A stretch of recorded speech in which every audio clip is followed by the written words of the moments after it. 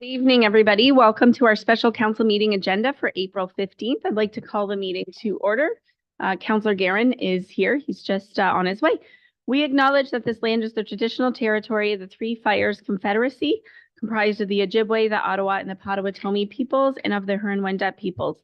We value the significant historical and contemporary contributions of local and regional First Nations and of all the original peoples of Turtle Island who have been living and working on this land from time immemorial. Any declarations of conflicts of interest from members of council this evening? Seeing none, I need a mover and a seconder to adopt the published agenda for April 15th to allow for the correspondence to be circulated as well. Councillor Mady, Councillor McGuire-Blaise, any questions? Seeing none, all in favor, and that is carried. We will move to 5.1, reports from administration. We have Mr. Ian Rawlings here, our junior planner in planning services, for a site-specific zoning application for the property located at 206 Chester Road. Welcome, Ian. Thank you for your time. Through you, Ms. Mayor, we have prepared a PowerPoint presentation. If we could bring that up online at this time. Perfect, thank you. So today, we have the statutory public meeting for a site-specific zoning bylaw amendment regarding the property 206 Chester Road. The applicants for this zoning amendment are Mary and Claude Benning and are in attendance today, and I apologize for any mispronunciation. Next slide, please. All right. The purpose of this meeting tonight is to hear the merits of the application and to hear delegation requests from the applicants and the public. Council is not required to make a decision tonight, as a report will be brought to council at a later date as per our standard procedures. Next slide, please. The next few slides will detail the subject property and the surrounding uses. Next slide, thank you. Here we have a location map for the subject property. The address is currently 206 Chester Road, Colchester South, located in Ward 3, and it's noted by that red star there on the screen. Next slide, please. So the subject property, the subject lands are designated Lakeshore Residential by the Town of Essex official plan and are zoned Residential District 1.1 in the zoning bylaw. Next slide. The subject property currently contains one single detached dwelling and one accessory structure in the rear yard. The subject property is a corner lot located on the northwest corner of the intersection between Chester Road and Westchester Road. Access to the subject property is located off of Westchester Road, and the subject lands are fully serviced by municipal potable water and sanitary sewers. The subject property is not identified under the Natural Heritage Overlay, Floodplain Development Control Area, or Parking Exception Area. Next slide, please. Here you can see the surrounding area and the respective zoning. The area in yellow is Zone Residential 1.1, and each parcel currently contains a single detached dwelling. The hatched yellow lands to the east is a vacant lot placed under holding provision for future development. And the area in the white is Zoned Agriculture 1.1 and contains your standard agricultural operations and also contains a single detached dwelling on each parcel. Next slide, please. Here we have images of the subject property detailing the single detached dwelling and driveway access. There is also a fenced area I'd like to note at the rear of the property that has some enclosed amenity spaces, such as a dining area and a hot tub. Next slide, please. So here you can see more images of these amenity spaces being the enclosed area and the open yard to the rear. At the bottom right, I would also like to note the small accessory structure used to store landscaping tools. Next slide, please. In the next few slides, we will detail the proposed zoning change. Next slide, please. The applicants are requesting a site-specific zoning amendment to bylaw 1037 to permit an existing single detached dwelling to be used as a new short-term rental unit, or STRU for short. Next slide, please. Under the current zoning bylaw, a short-term rental unit is not permitted in a residential district unless it was established and operating prior to May 9th, 2022. As the subject property was not established and in operation as a short-term rental unit by this date, a short-term rental unit is not a permitted use, therefore requiring a site-specific zoning amendment. Next slide, please. Here we have some applicable definitions I'd like to go over. The first being a single detached dwelling, which means one building other than a mobile home having one dwelling unit. The next definition is a short-term rental unit, which means a dwelling or dwelling unit used with or without on-site supervision for rental accommodation of a person or persons for a period of 28 consecutive days or less within a calendar year, but may be rented for a longer period. A short-term rental unit does not include a bed and breakfast dwelling, a lodging house, a residential care facility, group home, or dwelling unit in a hotel or motel. Next slide, please. The applicants have provided a site plan that demonstrates compliance with bylaw 2025, being a bylaw to license and regulate short-term rental units. This bylaw requires one standard parking space and one additional parking space for every 2 beds in the single detached dwelling.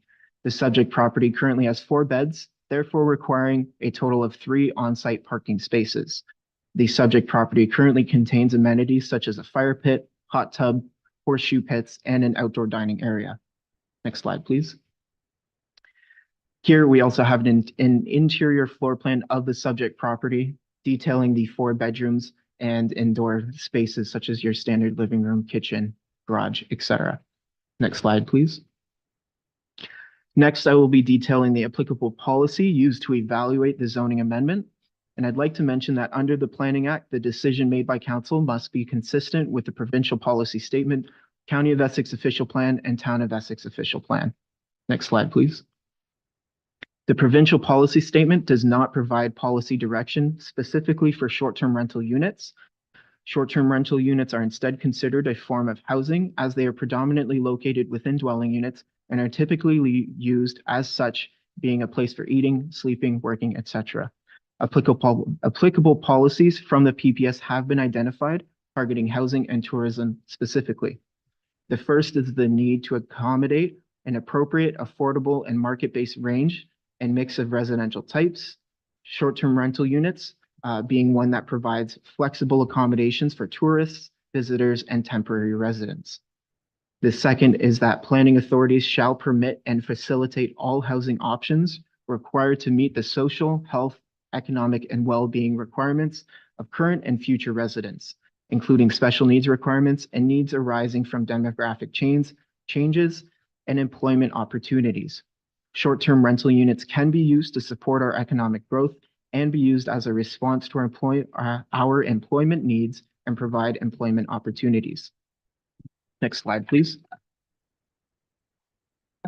The third policy is that long-term economic prosperity should be supported by encouraging residential uses to respond to dynamic market-based needs and provide necessary housing supply and range of housing options for a diverse workforce.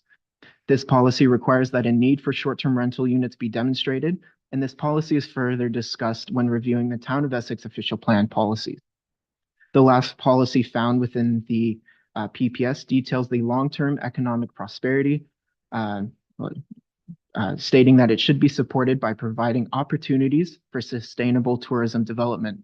This policy requires that the location and proposed use be determined appropriate to support sustainable tourism development. This is also further explored within our Town of Essex official plan. The County of Essex official plan also contains policies related to housing and tourism, but no policies specific to short-term rental units.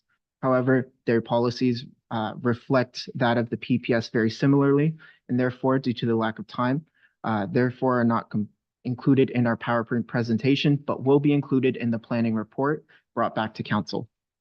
Next slide, please. The Town of Essex official plan does not contain any policy direction for short-term rental units specifically. However, section 5.9 of the Town of Essex official plan contains goals, permitted uses, and provisions specific to its designation, the designated property being Lakeshore Residential. Its goals currently include that the need to recognize residential development and other non-residential uses that are in place along the lakeshore, and to permit new residential development on full municipal services. The proposed use of the short-term rental unit utilizes an existing single detached dwelling and is considered a form of housing. When referencing the Lakeshore Residential designation, the policy speaks towards long-term residential uses and do not touch upon tourism and its supporting uses. Tourism is, however, highly referred to in the Colchester Secondary Plan, where tourism and tourism accommodations of all kinds are geared towards the Main Street area. Next slide, please. So Section 9.14 of the Town of Essex Official Plan details policy direction when analyzing zoning bylaw amendments. Three separate policies are found. The first being the desirability of or need for the proposed use.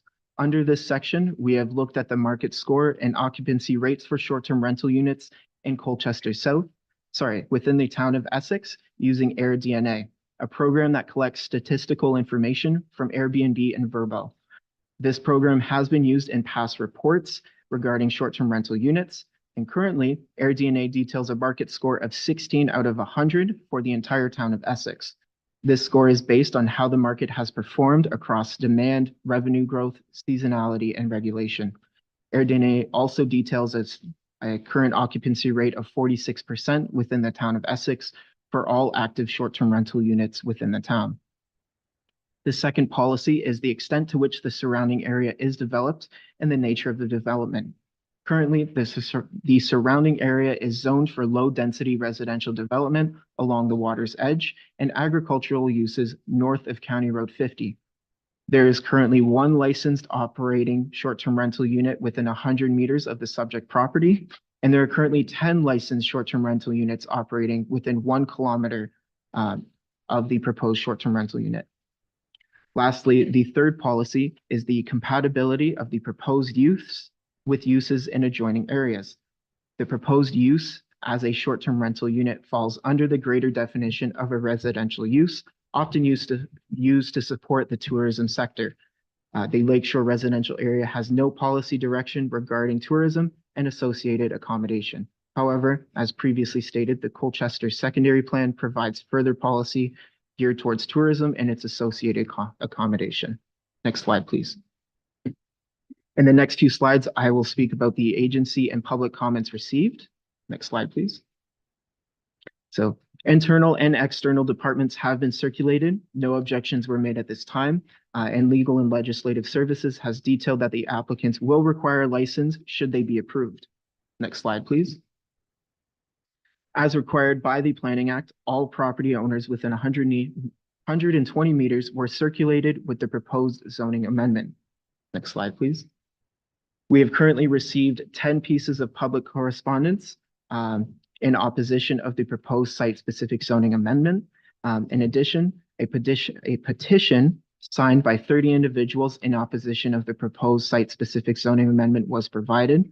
And common themes found within these pieces of correspondence included concerns regarding parking and traffic and unforeseen disruptions and nuances within the neighborhood. Next slide, please. In response to some of these concerns brought forward, I would like to mention briefly about Bylaw 2025. The proposed short-term rental unit will be required to obtain a license in accordance with this bylaw. When appropriate, items such as a fire inspection, proof of insurance, and a 24-hour contact will be required as per our standard operation.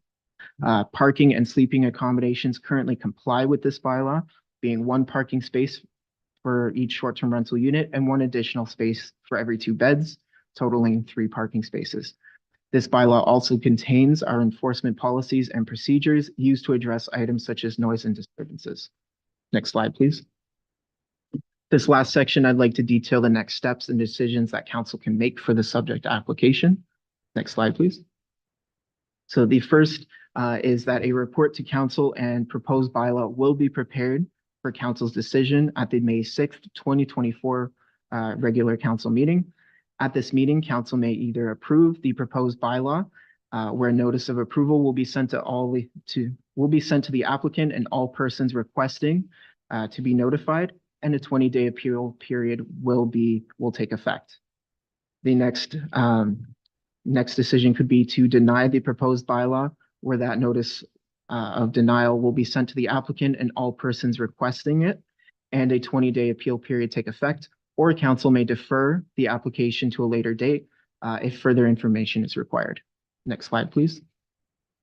And that concludes my presentation. Thank you. Thank you, Mr. Rawlings, for that comprehensive presentation. I believe our applicants are here and wish to speak to us. Okay, so just go back to the podium there and turn on the mic.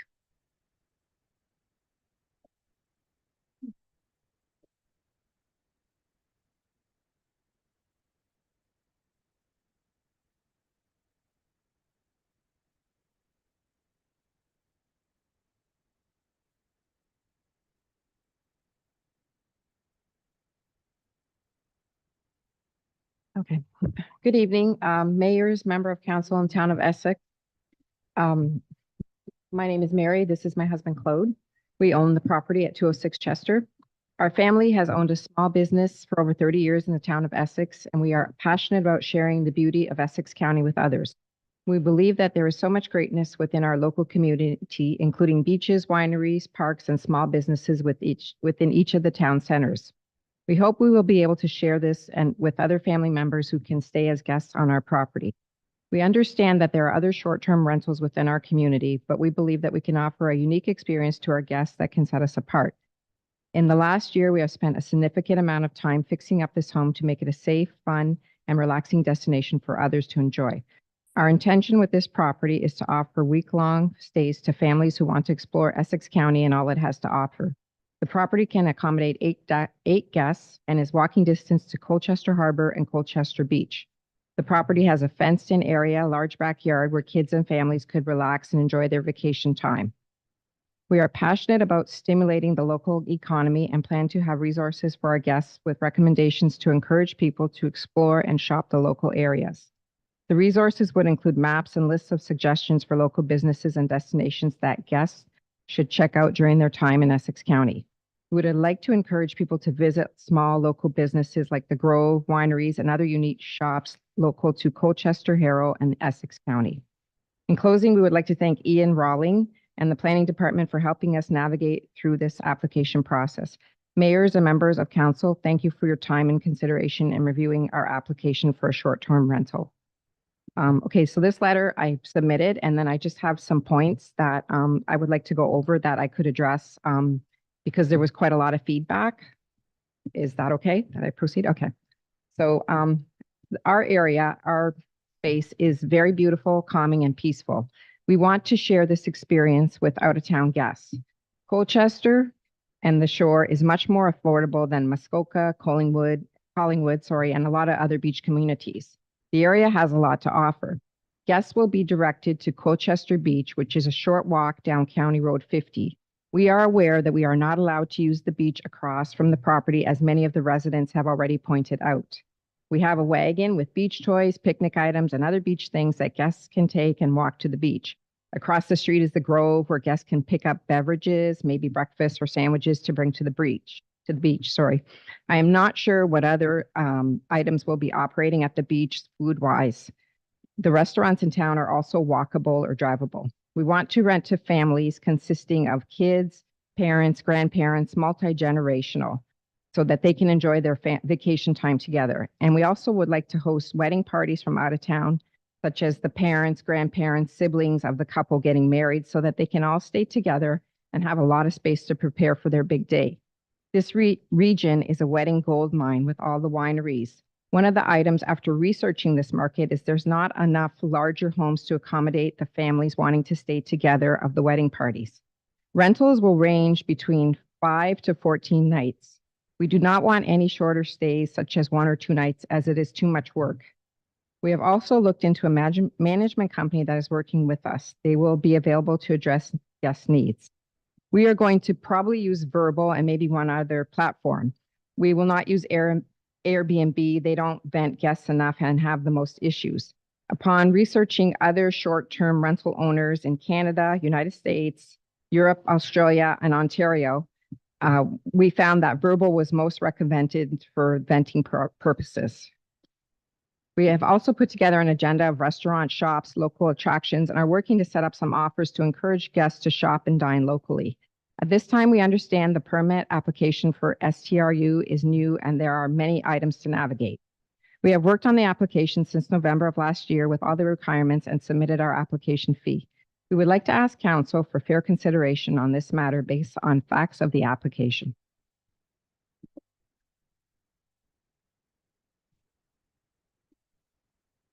Any questions from members of council to our applicants or to our planning team? And just a reminder to anybody, we're not making a decision tonight. We're just listening. Deputy Mayor Shepley. Thank you, and through you, Madam Mayor. A couple of things that jump out at me when and this would be to Ian, Mr. Rawlings from the administration. When I'm reading this, so it talks about in the provincial policy statement that there has to they have to demonstrate a need, and I'm wondering when you later on in the presentation you say that's about 46% use. Do you feel that demonstrates a need for more units? And then I've got a few other questions. Through you, Ms. Mayor, I'm unsure at this time if that would demonstrate a need. That would be something we'd explore more here in planning, and we'd like to include that within our report instead. Thank you. And then my next question that I have at this point in time, just because it's one that kind of sticks with me, and I'm not sure, maybe you could clarify it for me. When it talks about the that they had to be in operation in our current bylaw for short-term rentals, that they had to be in operation prior to May 9th, 2022. Was there a date set before we would open that back up? Or I'm just curious because we've got that in there that they can't unless were in operation prior. So in order to do a zoning change at this time, is that a workaround to avoid that bylaw? I'm just trying to understand the necessity here to do this when we have a rule in place right now that they had to have been in operation prior. I'd like to delegate this question to Lori Chadwick.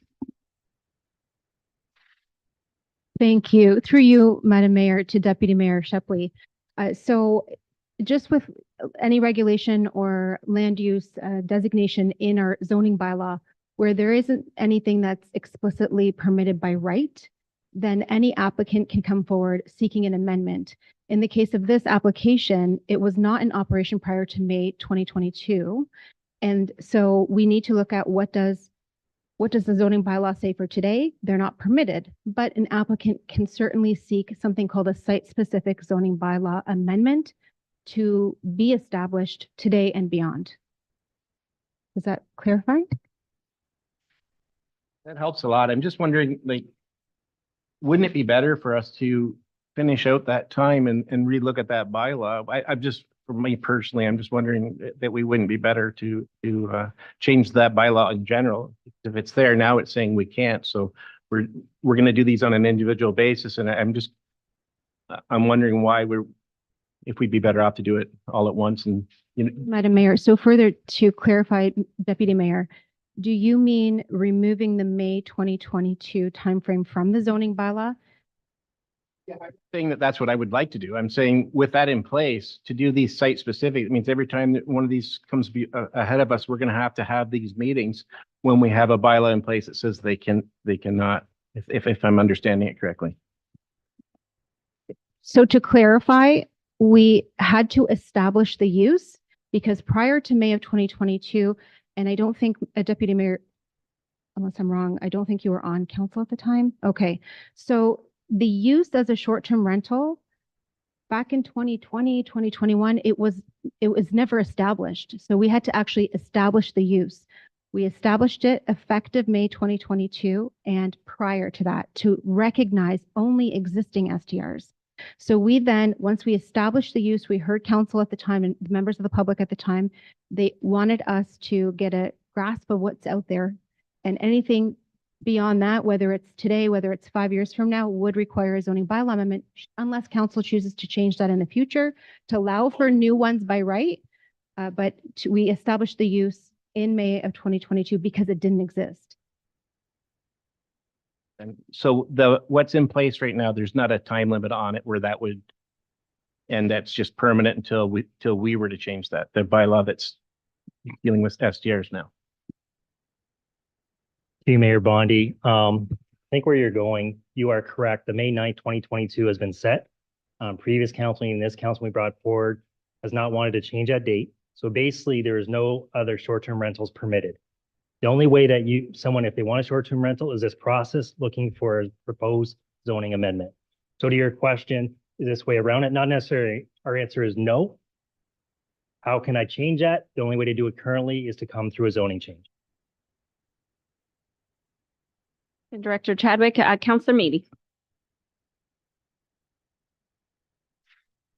You, Madam Mayor. Just one point of clarification on that. The STRUs are still allowed in commercial districts and they're still allowed in agricultural. It's only for R 1.1 that we're going to be dealing with this. To you again, Madam Mayor. In the presentation there, we were given a ranking of 16 out of 100 for the entire municipality of Essex. In your report, is there any way to break that down to Colchester only, as that's the highest saturation of STRUs? Through Mayor Bondi, right now, there is no way to break it down to Colchester South specifically. However, we have noted that, hold on one moment there, 75 of the 82 licensed short-term rental units within the town are located in Colchester South. So the majority of data pulled is for that area. And I can break that down further within my report as well. Thank you. And through you, Madam Mayor, just one more follow-up on that.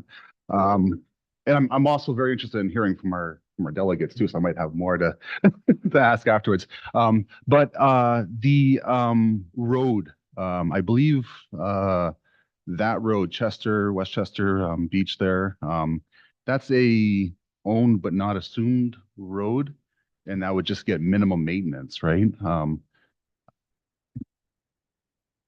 Madam Mayor, I don't have that information on hand at this moment, but I could check it and include that in the report as well. Yeah, thank you. If you could include that in the report, and then if there's been any other studies done on increased traffic on these roads and what that costs.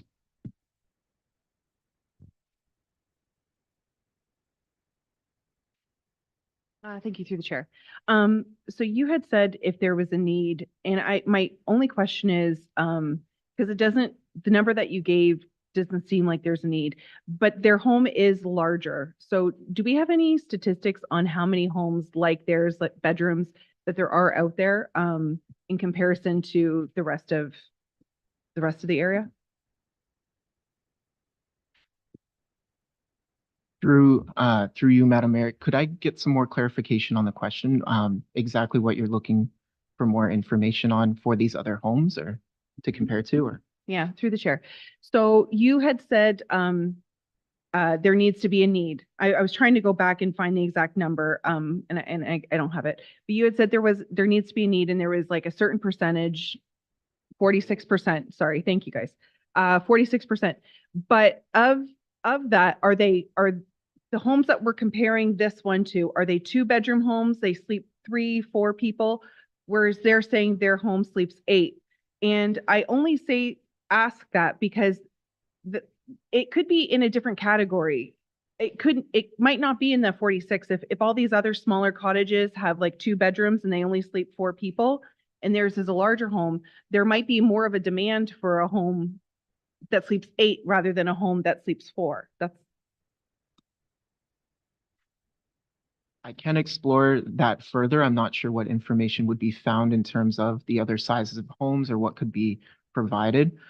It would have to be based on the data provided by AirDNA. So I'll have to review that information further.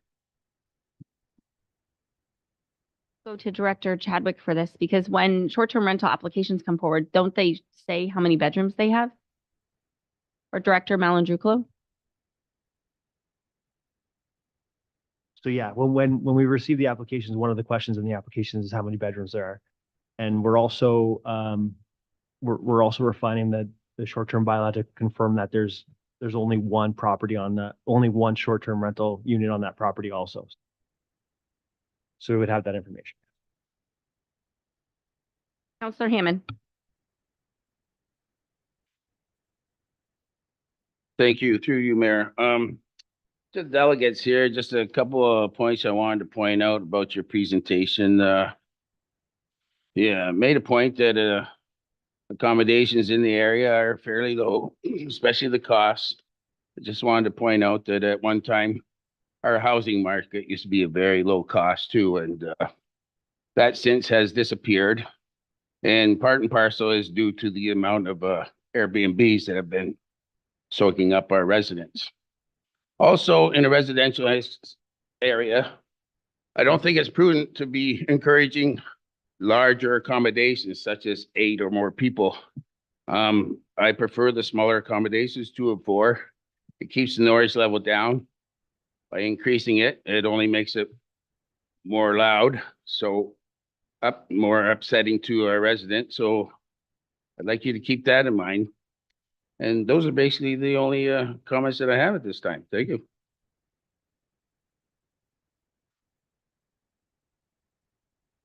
Thank you, through the chair. Yeah, I don't want to get too caught up on this need issue in section 9.14, but question, I guess, for Ian. When it comes to the 16 score, which you said was out of 100, no one on council is privy to this information. What is 16 out of 100 and the 46% the same thing, or are they two separate things? I'm trying to understand what 16 out of 100 actually represents, what it actually means. Through you, Madam Mayor, the 16 out of 100 score from Airbnb, that's a market score, and it takes into account things such as the rental demand for Airbnbs. It also takes into account other information such as revenue growth, seasonality, and the regulations within the specific municipality. And this is also something I'd like to break down further in the report as well, or I could break it down here as well. For that, then it doesn't necessarily mean that 100% means a full need or 50% means we don't know what the actual need number is, and we don't have it stipulated in our bylaw as to what a need is. I know it's in the amendment procedure, but we don't really say must meet between 50 and 60 out of 100. We don't know what that number, we don't have that number. Correct. We do not have that number. I do have a couple questions, and then I will seek a motion to receive the report, and then we can talk one more time on that motion before we move. Actually, no, I'd like to go to all of our delegates, our other delegates. But a couple questions that I have we done anything, any feedback with our existing short-term rentals to see how they feel about the market? Like the existing short-term rental owner operators have paid for a license. So I want to make sure that they feel supported because they've already paid for the license. So have we done anything to consult with them? To delegate this question to Mr. Boer, or sorry, Lori Chadwick. Mayor Bondi, just to clarify, you're asking if the existing STR owners and operators are satisfied with the licensing process? With that, are satisfied with the saturation levels in the support, I guess, from town hall. So I guess if I owned a short-term rental last year and I bought the licensing system and I was told there was, no more, and now we're going to let more in, that's going to hurt me as a business. And I put my investment in, I've gone through the hoops for my license. So have we done anything to consult with current licensees? Thank you, Mayor Bondi. I'm just thinking back to the last report that we presented to council. We have kept our consultation at a minimum until or if in the circumstance that council directed us to review a potential or proposed zoning bylaw amendment. I believe it was this past fall where we brought forward an information packet to council, a presentation to inform council that, hey, this is an option for us. If you would like us to consult with the public and the owners and operators, please direct us to do so. That was back in the fall. We were directed not to. Just because I feel that if we allow one in Colchester, we're probably going to be having people knock on our door and allowing more. And we don't have a saturation calculation where it says, we have 5,000 homes in Colchester and we want 40 to be Airbnbs. So when the report comes back, can we please also have the correspondence that we received added to it so that it carries forward with it? And can we also please have a map of a radius showing the other ones that are right around there? I think that's important and helpful since we don't really, council is kind of feels, I feel like we're kind of blind right now. We don't really know where they are. And that's really hard from a decision-making body because we can't really make decisions because we don't know where they even exist.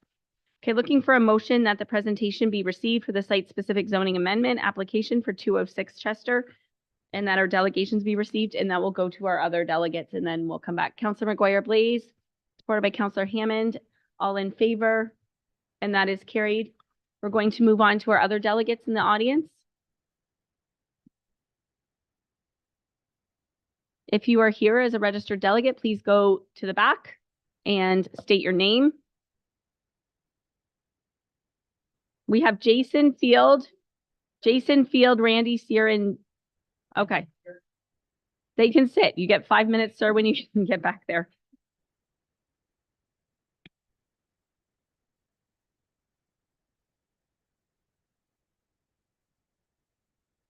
Thank you.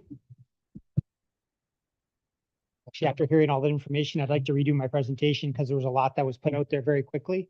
Some of the information that the Begins sent out that they would have people go to the beach in Colchester instead of using ours is a nice thing to hear. It is a long walk, though. It's a 25-minute walk down a highway. Have, Okay. okay. Okay. Thank you. We can't have the delegates interrupted. Okay, my name is Jason Field. I live at 205 Street. I'm representing members of our Westchester Beach community from the petition that we signed with 29 people so far. That represents 20 of the 39 homes in the area. I'd like to start by actually thanking Mr. Ian Rawlings and Cassandra Lozon for all their help. They were fantastic. They answered our questions quickly and on time and gave us support. So it was very nice to feel like we were being heard. Many of the residents of Westchester Beach are opposed to this site-specific zoning for 206 as a new short-term rental. I'll go into some details. I don't know if our PDF or if our presentation was shared with the group, our PowerPoint.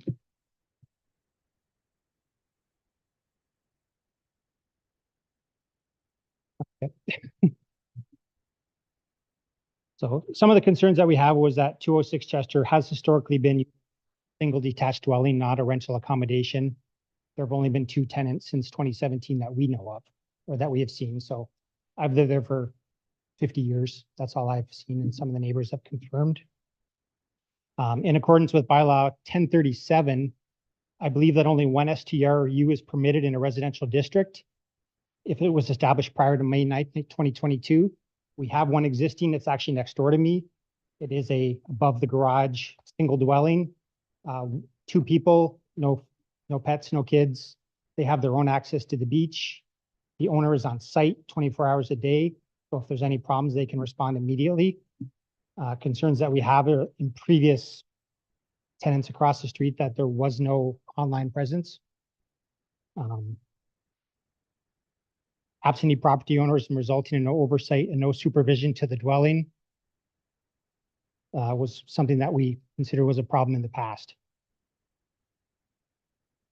Currently, we're wondering who's accountable if things go sideways at a residence, such as this one. If we are forced to be the police watching out for people that are breaking the rules, breaking our bylaws, using our stairs, using our properties, making noise, are we the ones that have to police this at all the times because there's no one on site 24 hours a day?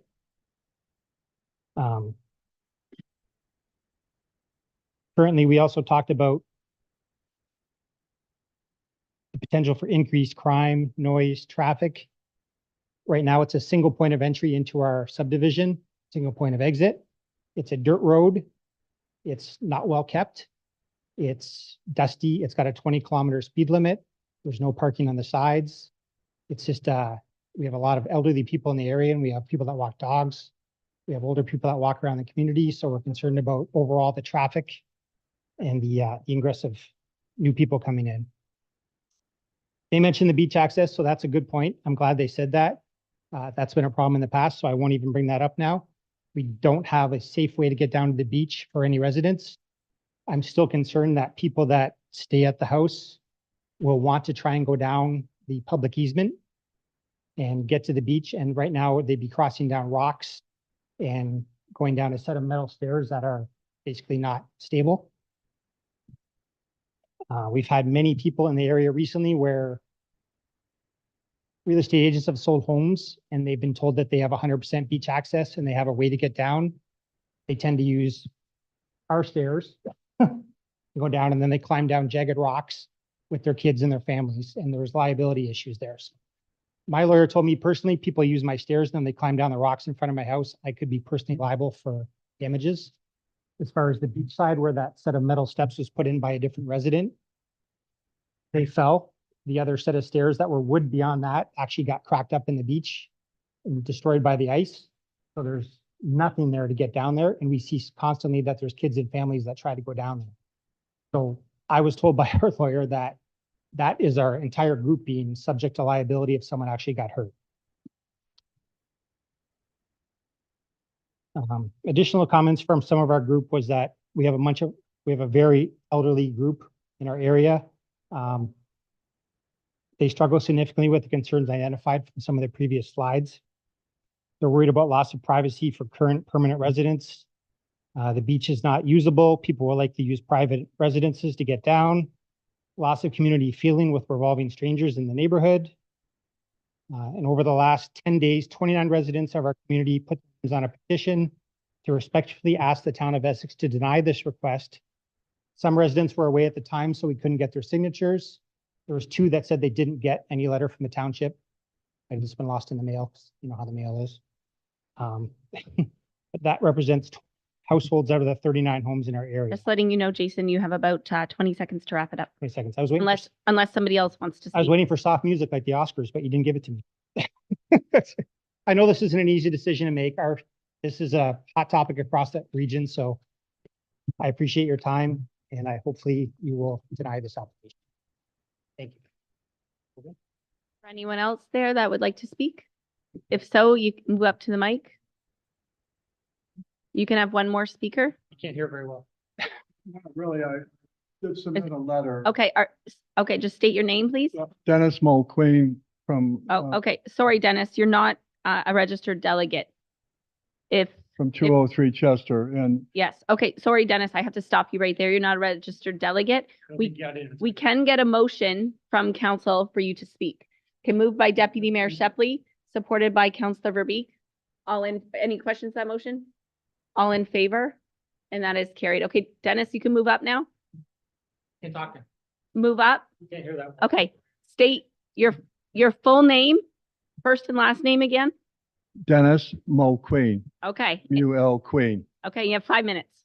And I have the property at 203 Chester, which is kitty corner from the house that we're talking about today.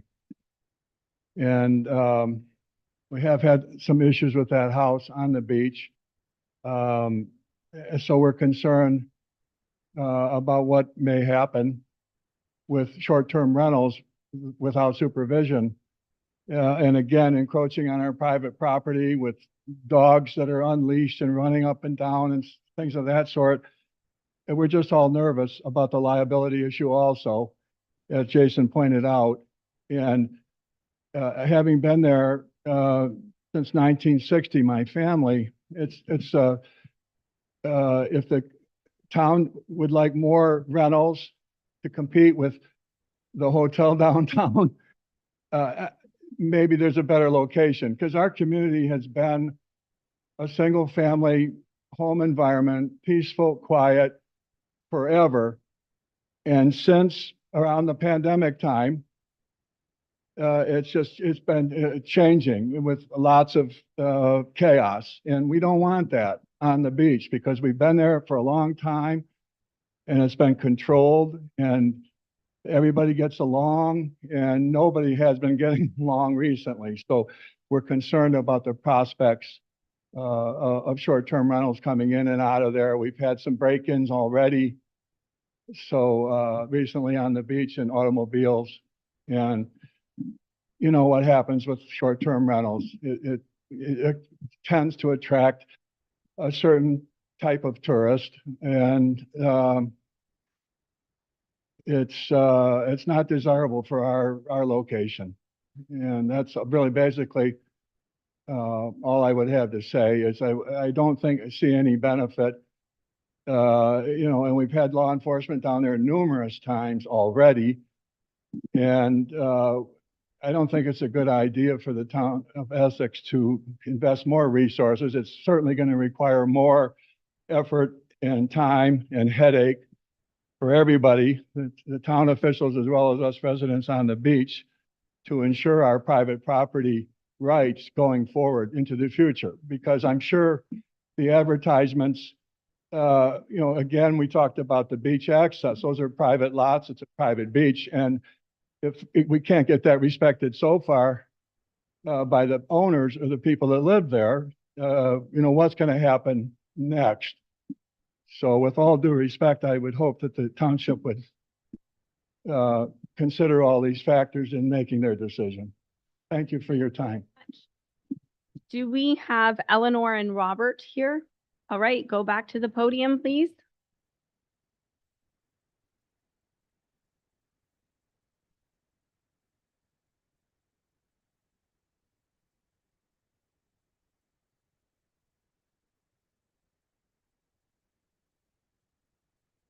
Hi, my name is Eleanor Lowry, my husband Robert.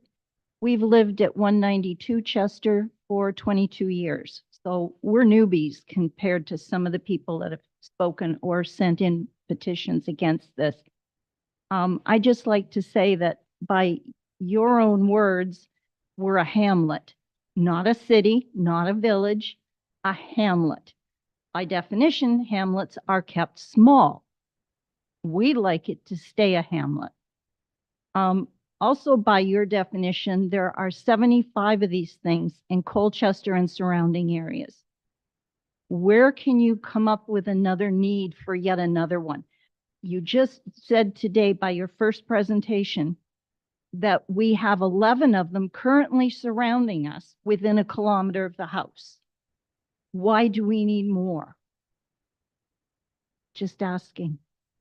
We don't want to see this happen.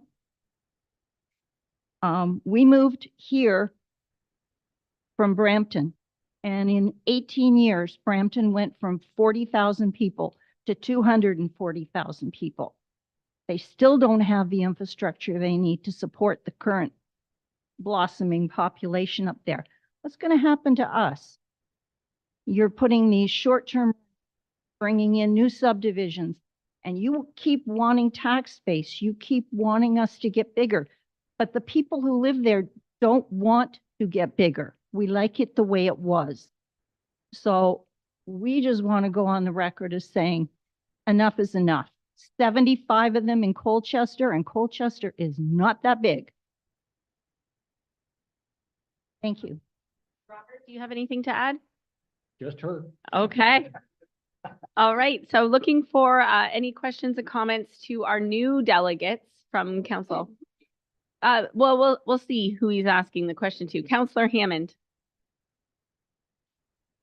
Through you, Mayor, I just wanted to piggyback what Mr. Mulpeen was saying about.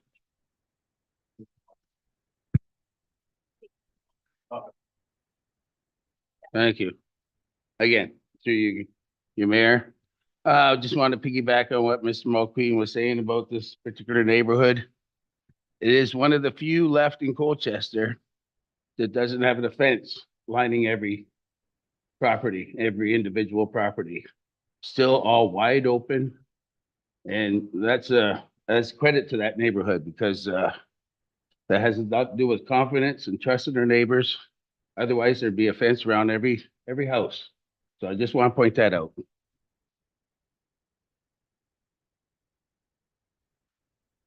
Mayor Shepley. I don't know if I can go back to our planner and just, I had one question on parking that I didn't get to ask, and I wonder if we could touch on it. Based on the applicant, I'm wondering how many bedrooms there were, because I noted that they said it sleeps 8. So I'm wondering how many bedrooms there were and how much parking there was for that, if it was for 3 bedrooms or just, and then I'll ask subsequent question. Madam Mayor, there are currently 4 bedrooms, and each room sleeps 2, if it's a queen size bed.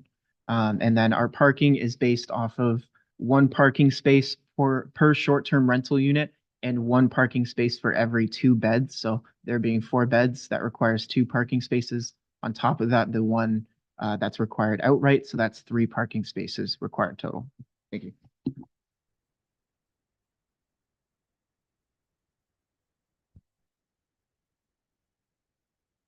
Madam Mayor. Again, it'd be something that Delegate Jason Field said there. And I don't know if our planner might have but you said that there's no parking on the streets right now. Is that posted, no parking on the streets? So, okay. Can we have the parking part of your report that comes back to us too, to see where parking on the street would be and would not be allowed? Just so that we can have that information too. Thanks. Squire Blaze, and then I'll look for a motion that we receive our delegates. Thank you through the chair. I have a question and I don't know if it's relevant here and you might tell me, come back at another time. My biggest concern about the delegates right now was the stairs.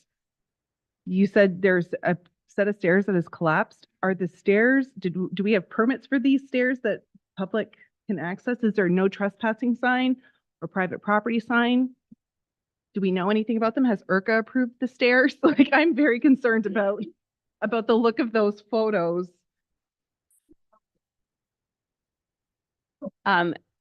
Jason, if you want to move back to the podium, you can answer that question because that question was directed to a delegate.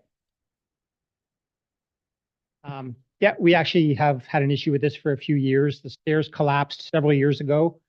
The bank has eroded. We talked about as a group putting new stairs in, hired an engineering company, having new ones put in, and it went from a small cost to the people that we talked to saying we would have to put 30-foot pilings into the ground, put new dirt, new rock, have solid steps with a removable base for when the water came up in the winter and froze. So it went to about $60,000. So as a group, we can't do that right now. We're talking about incorporating and maybe going for some loans and grants that maybe we could do this with. But at current, the township has said that they do not have any ownership whatsoever of the 10-foot easement. They told me it is considered the wild, wild west right now. Owns that property that we're allowing, like, what happens if a pedestrian is on those stairs and falls? I'm asking our administration. Everybody, I understand that's private property and not town property. That's what we understand, yes. It was owned by the Luxfords back in the 50s. They have all since passed away. There's no people that we can get in contact with. I actually paid a lawyer to search them out. They couldn't find anyone. So I know my family paid taxes on it for many years, and maybe just 10 years ago that stopped. But up to this day, I still cut the grass, pick up the weeds, grab the dog poop, pick up the garbage. So we take care of it, but nobody seems to want to take ownership of it. And liability is a huge issue. You're very right. I have another follow-up question. Why do you feel if it's not your easement, it's not your stairs, why do you feel that you have ownership of it and you're not allowing public to use it? I don't have any ownership of it, but I'm scared that people will fall down the hurt and they use my stairs all the time instead to go down to the beach. Yeah. I was actually ready to put in a new set and help pay for it until the cost got astronomical.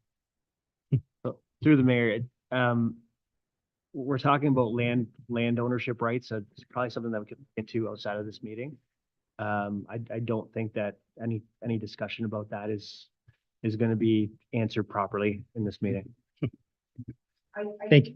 So going forward, that we should, if it's not the town's property and no one actually owns it, but it is, if it's not fenced off and residents think that it is, or even guests, visitors of the town, like area, think that it is a town easement onto a beach, if that's what it appears to be. I've never been down there, so I can't say. I'm only going off of the 2 photos that you've provided.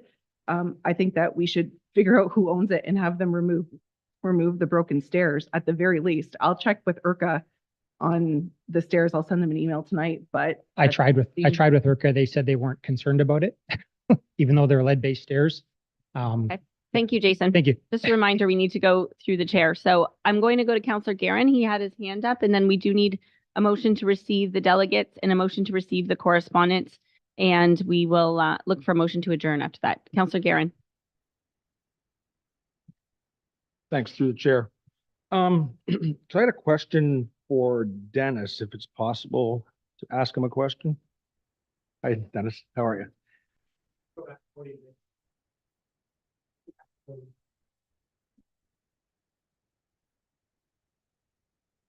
Actually, I have a question for Dennis and then I have a comment to one of he had in his presentation.